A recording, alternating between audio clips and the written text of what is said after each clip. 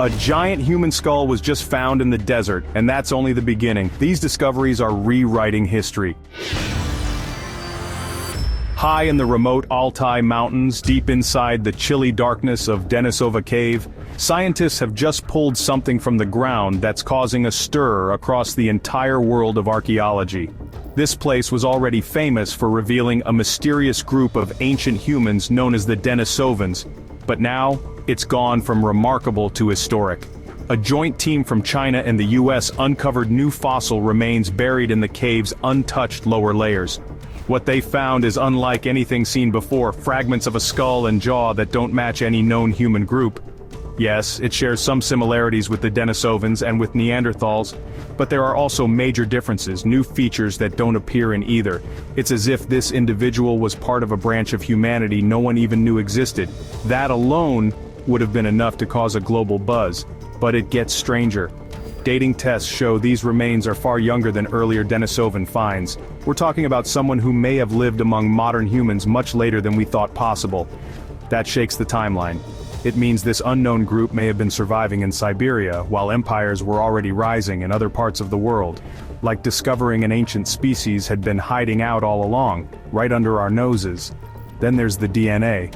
Tests pulled from surrounding sediments revealed traces of another human lineage, something we've never identified. No fossils, no physical record, just ghost genes.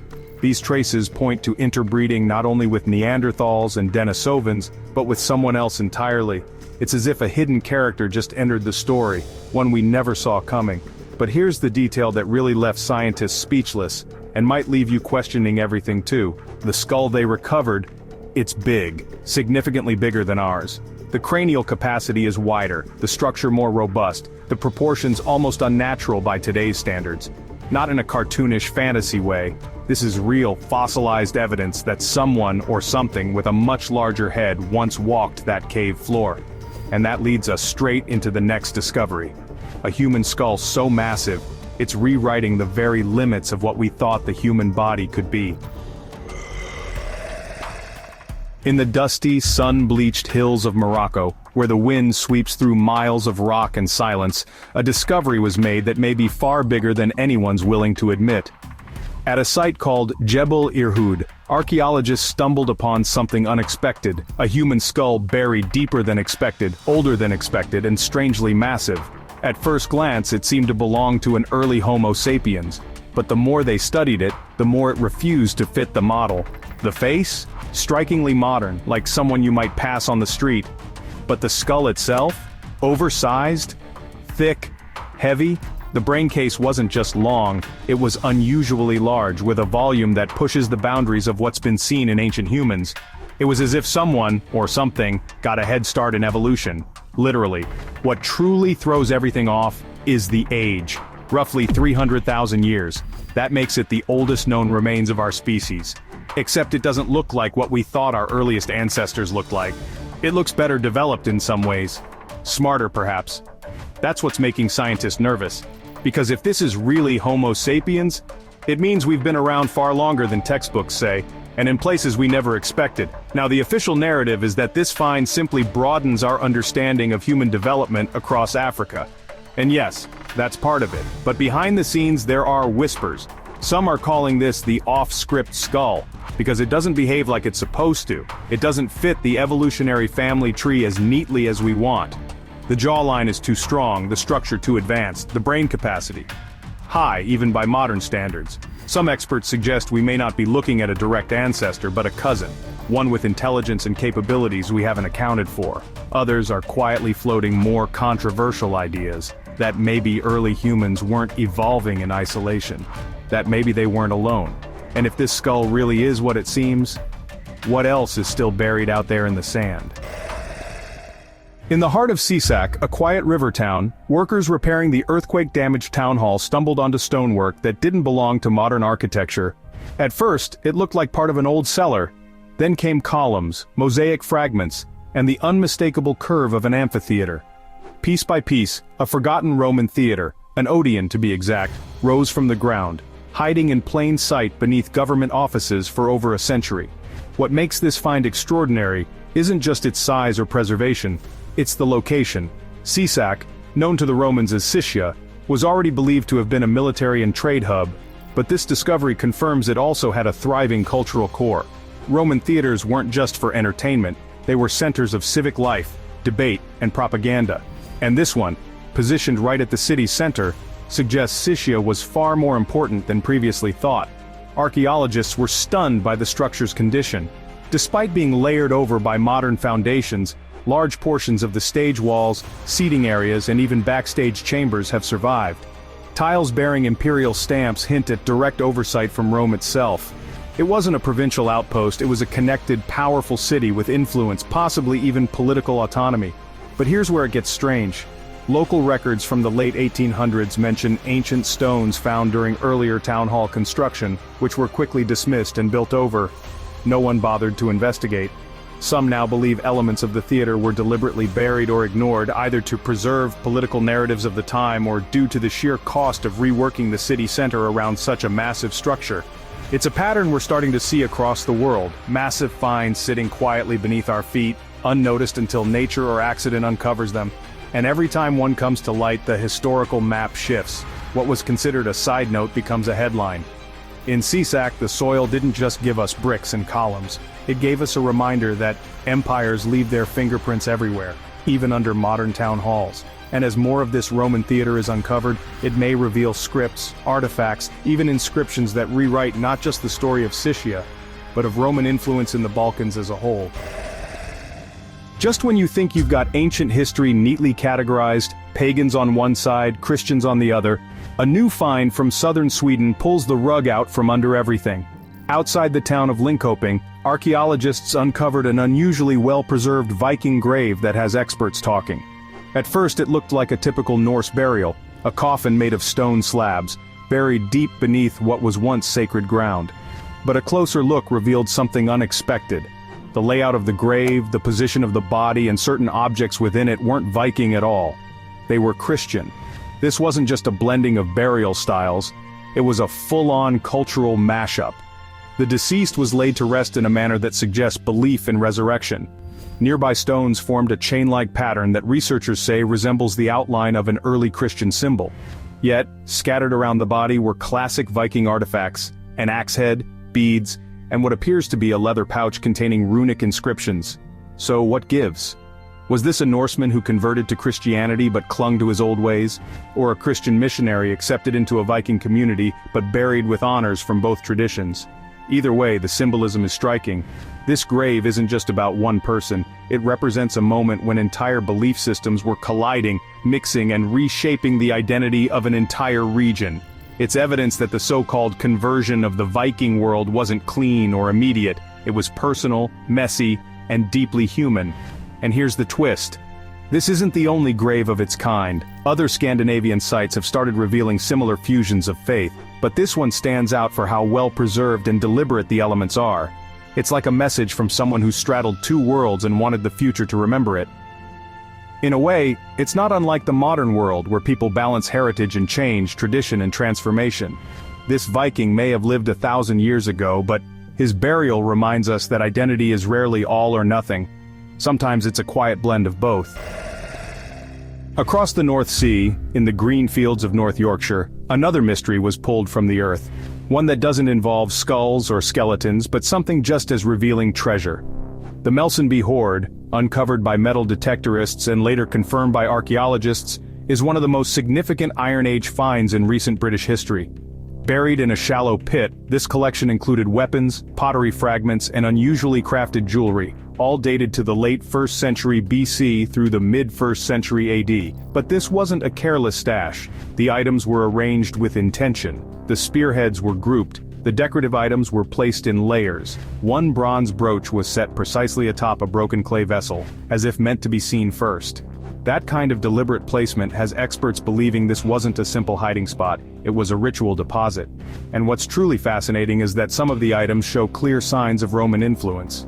At a time when Rome was pushing into Britain, local tribes were already adapting, blending their styles with imported designs. The hoard reflects a world in transition, on the edge of invasion, but also on the edge of cultural evolution. More than just a collection of valuable objects, the Melsonby hoard is a frozen moment in time, capturing the anxiety, adaptation and artistry of a people staring down the future. Were they hiding these items for safekeeping during conflict, offering them to the gods as a plea, or marking territory in a land about to change forever? Whatever the reason, it's clear that this wasn't just treasure, it was a statement. And like the Viking burial in Sweden, it tells us that ancient people weren't just surviving, they were responding, resisting, adapting.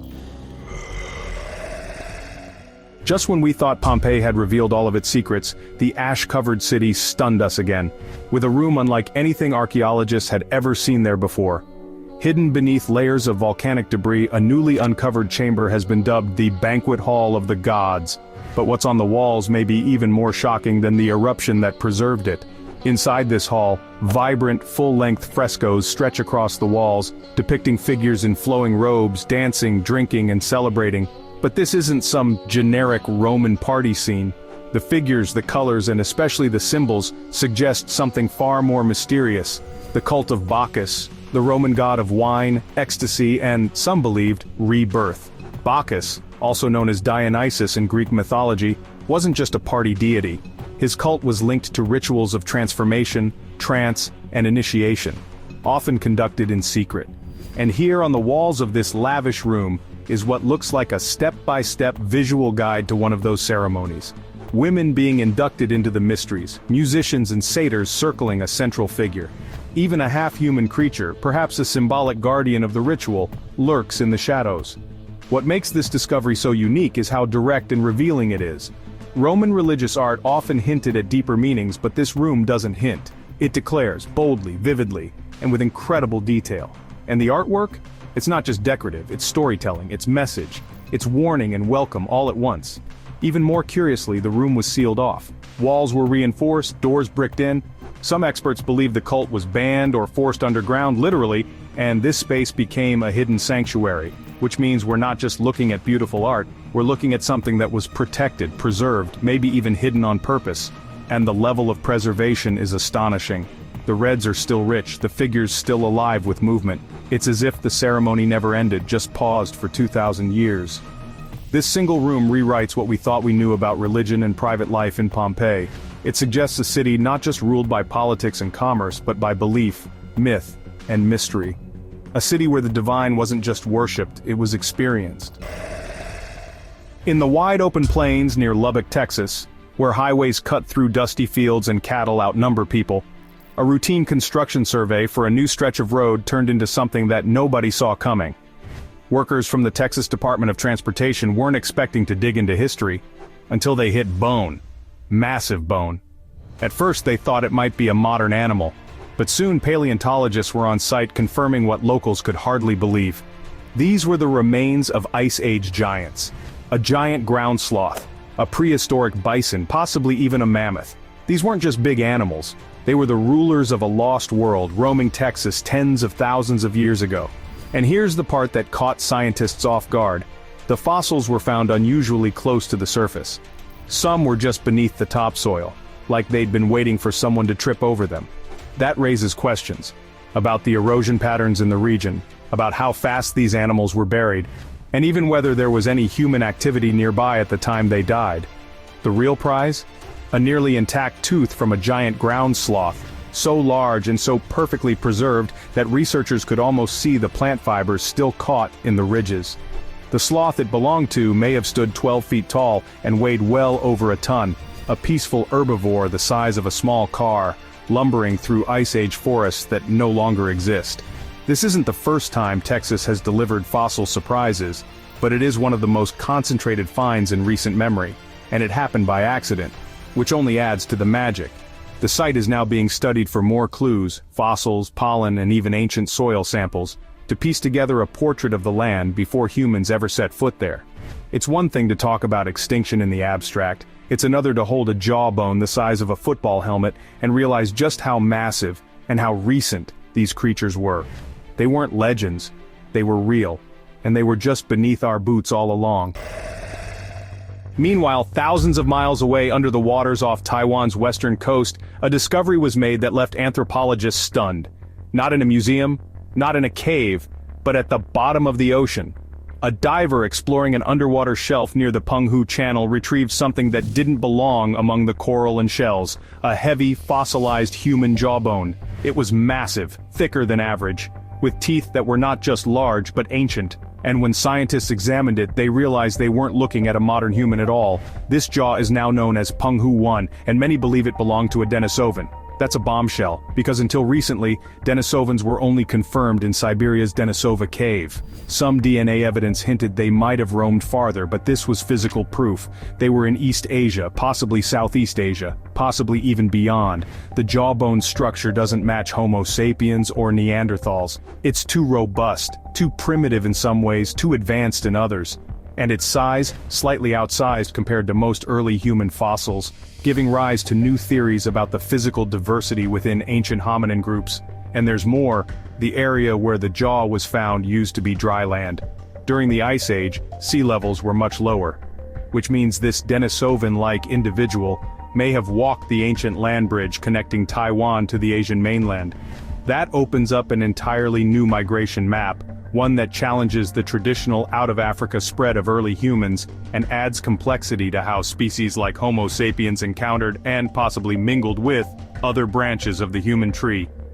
Some researchers believe Penghu 1 might not be Denisovan at all, but a distinct, previously unknown species. Either way, it proves something huge. Ancient humans were far more widespread and far more adaptable than we gave them credit for. And this wasn't a dusty find from deep underground, it was pulled from the ocean floor.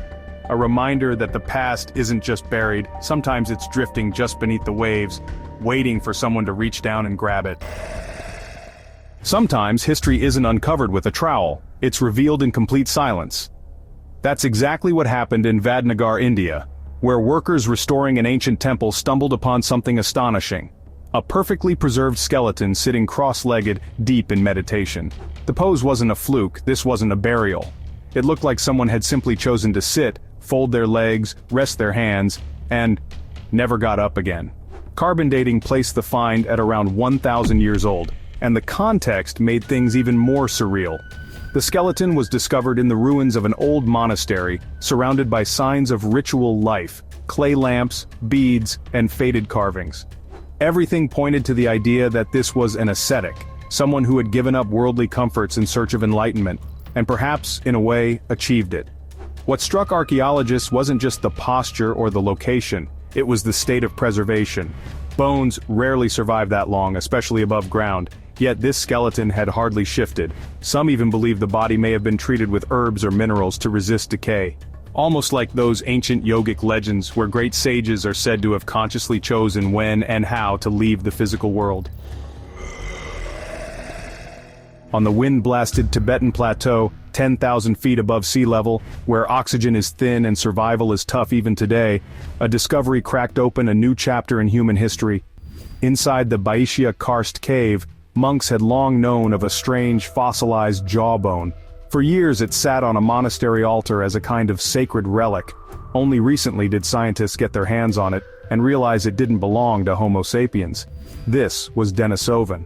Until then, Denisovans were thought to be limited to Siberia, cold climates, low altitudes. The idea that they had not only reached the Tibetan plateau but adapted to it was borderline unbelievable. The cave sits at an altitude where modern humans can suffer from altitude sickness. Yet Denisovans lived there, without technology, without oxygen tanks, and thrived. The jawbone, known as the Xiahe mandible, was dated to 160,000 years ago. It's thick, sturdy, and massively built. Further evidence that Denisovans were physically equipped for extreme environments. And genetic studies show something even more remarkable. The same high-altitude adaptation found in Tibetans today, particularly the EPAS1 gene, can be traced back to Denisovans. That means modern humans likely got some of their survival tools from interbreeding with them. So when you see climbers tackling Mount Everest, you might be witnessing the legacy of a species we only just started to understand. In a small town in Karnataka, India, near the steps of the Chandrasekhara temple, a weathered sculpture was uncovered that tells a haunting and heroic story, not in legends, but in stone. It shows a man carrying two bodies in a bamboo basket. Beneath it, an inscription in Old Canada reveals who he was, Maralaya, a local ascetic who, during a devastating famine in 1539, gathered and cremated over 6,000 unclaimed victims. Not warriors, not rulers, ordinary people abandoned by hunger and circumstance. The inscription is remarkably detailed, 33 lines carved into stone. It doesn't glorify conquest or wealth, it honors compassion in the face of disaster. Maralaya became a symbol of selflessness, a figure elevated by deed rather than bloodline. This inscription is a rare kind of artifact. It's not just historical, it's deeply human. It reminds us that the most important stories aren't always the loudest. Some are carved quietly into temple walls, waiting centuries to be read. Across continents, caves, deserts, and seas, a wave of discoveries is forcing scientists to rethink what we thought we knew about humanity's past. And not just tweak the edges, rewrite the core. Take the fossilized jawbone found off the coast of Taiwan. It's Denisovan, or something close. Found underwater, it challenges our assumptions about where these early humans lived and how far they traveled. Then there's the newly analyzed skull from Spain's Cima del Elefante cave, nearly 1.4 million years old with features so unexpected, it may belong to a completely unknown human species. Add to that the discovery of clawed footprints in Australia, 354 million years old, that push back the timeline for vertebrates walking on land by 40 million years.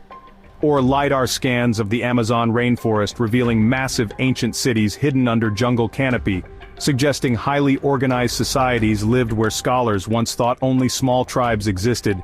These aren't isolated blips, they're part of a global pattern. Every few months a new dig, a new scan, a new fossil chips away at what we thought was solid history. Human evolution? Far messier. Civilization? Older and more widespread than we assumed. Ancient people? Smarter, more mobile, more complex. In short, the story of us is changing. Fast. And every new discovery doesn't just add another line to the timeline, it adds a brand new chapter. That's about it. Which find surprised you the most? Write in the comments. For more useful information, watch other videos.